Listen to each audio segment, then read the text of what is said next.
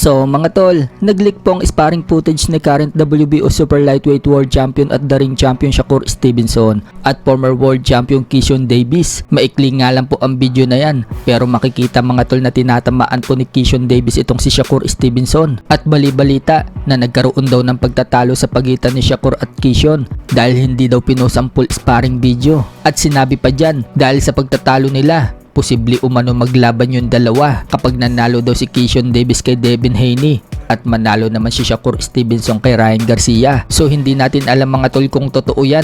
May nagbunyag lang daw mula sa kampo ni Keyshawn. So baka nagbibiroan lang po itong si Shakur at Keyshawn. Magkaibigan po kasi yung dalawa na yan. Sa katunayan, si Keyshawn Davis po ang mandatory ni Shakur Stevenson sa WBO Junior Welterweight belt na hawak ni Shakur. Kung gusto labanan ni Keyshawn Davis itong si Shakur, pwedeng pwede dahil siya yung number 1 contender. Pero hindi po gagawin niya ni Keyshawn Davis dahil balak ni Keyshawn Davis na umakyat ng welterweight division para labanan si Devin Haney. Panay nga po hamon ni Keyshawn Davis kay Haney. Tinatawag pa ni Keyshawn Davis na Dibu itong si Haney. Yung Dibu, yan daw yung movie sa ending na tinamaan daw ng bricks itong si Dibu. So ganyan din daw ang mangyayari kay Devin Haney. Wawasakin daw niya ito.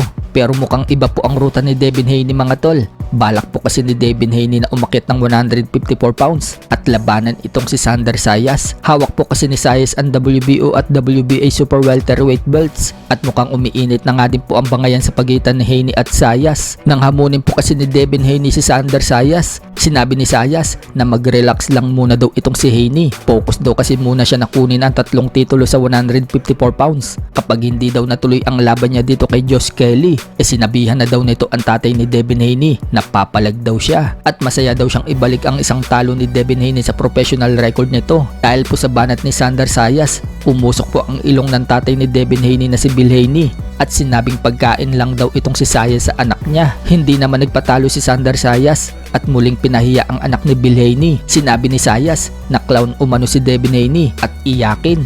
At takot daw matalo. Nag-iiyak nga daw itong si Devin Haney nang masuntok ni Ryan Garcia at kinasuhan pa daw si Ryan Garcia dahil nabugbog siya. So mas lalong umusok po ang ilong ni Bill Haney sa mga sinabi ni Sander Sayas. Kaya banat po ni Bill Haney.